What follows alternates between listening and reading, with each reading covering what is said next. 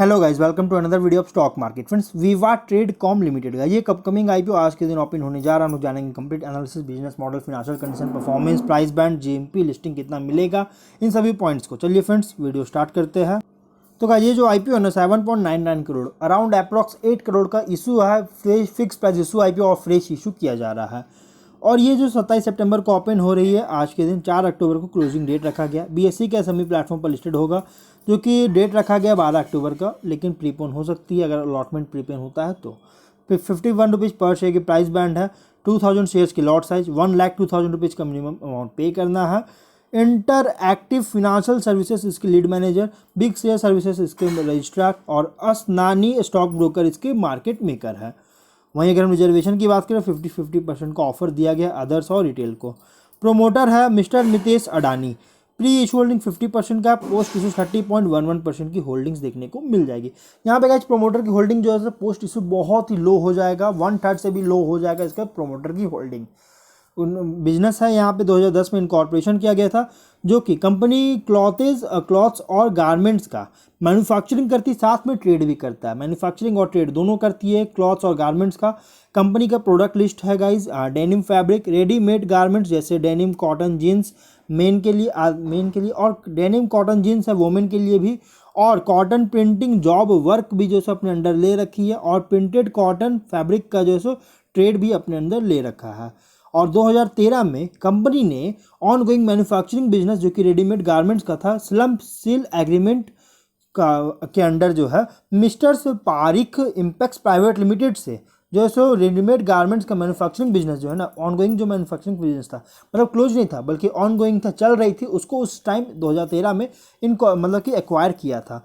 और उसके बाद ये कंपनी जो है मैन्युफैक्चरिंग एक्टिविटी को भी जो है यहाँ पे शुरू किया 2013 से 2022 तक, 2013 से 2022 तक जैसे इसी मैन्युफैक्चरिंग जो बिजनेस है, जो मैन्युफैक्चरिंग को जो मतलब कि एक्वायर किया था, इसी में जो सो मतलब कि एक्टिविटी करती थी, मैन्युफैक्चरिंग और ट्रेडिंग एक्टिविटी किया जाता था। और 2022 तक, 2013 से फिर उसके बाद 2022 में कंपनी ने इस मैन्युफैक्चरिंग यूनिट को जो है बेच दिया था ग्लोब टेक्सटाइल्स इंडिया लिमिटेड को।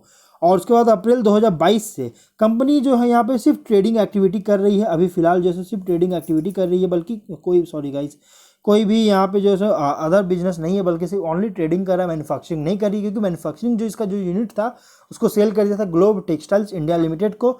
और उसके अलावा यहाँ पे देखिए तो गारमेंट इंडस्ट्री में जो ट्रेडिंग के अलावा साथ जो है कंपनी जो है यहाँ पे बिजनेस को एक्सपैंड करने का डिसाइड भी किया है आगे। मतलब ये कंपनी बहुत सारे जैसे इसमें इवोल्यूशन वगैरह हुए, चेंजेस वगैरह बहुत सारे टाइम टू टाइम किए गए। अब कंपनी क्या कर रही है कि अब यहाँ पे कंपनी जो है मतलब कि अदर सेगमेंट में भी जो है सो कंपनी ट्रेड करने के लिए जो सो एंटर करना, ट्रेड में जो है सो एंटर करना चाह रही है, ताकि अपने बिजनेस को एक्सपैंड कर सके, इसके लिए डिसीजन ली है। और मार्च 2023 में वीवा जो है एक एग्रीमेंट में जो सो एंटर किया रुसिल डेकोर लिमिटेड के साथ, जो कि जिसमें कंपनी VIR MDF बोर्ड्स का जो सो अलग अलग थिकनेसेस और प्रेलम MDF बोर्ड्स का भी जो है सो मतलब कि डिस्ट्रीब्यूट करेगी।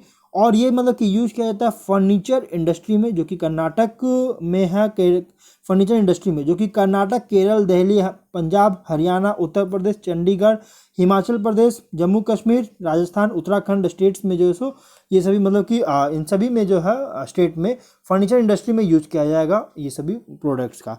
इसे मतलब कि कंपनी जो है यहाँ पे एग्रीमेंट साइन किया है।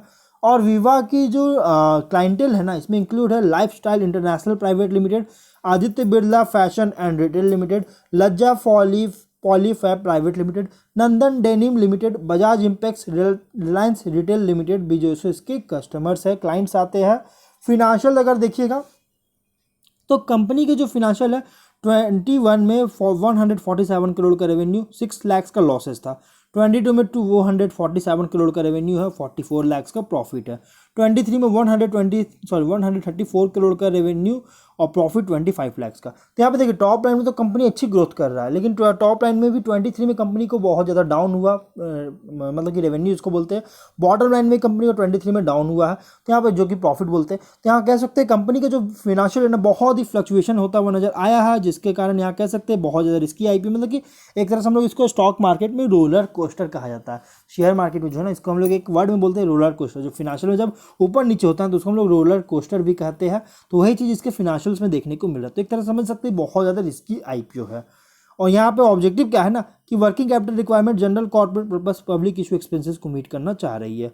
तो ये देखो ओके, फर्स्ट ऑफ ऑल ये आईपी बहुत ही हाईली कॉम्पिटिटिव और फ्रैगमेंट सेगमेंट में ऑपरेट कर रही है। फिनेंशियल परफॉर्मेंस में भी लास्ट 3 फिस्कल्स में रोलर कोस्टर की तरह पोस्टेड किया है। 23 के अर्निंग्स अकॉर्डिंग प्राइस बैंड बहुत ज़्यादा रखा गया है। छोटी आईपीओ है, बहुत ही मतलब कि इशू साइज जो है इसका बहुत छोटा है, बहुत ही कम है 8 करोड़ का, जो कि मेन बोर्ड में माइग्रेट रहने में भी लंबा टाइम ले सकती है।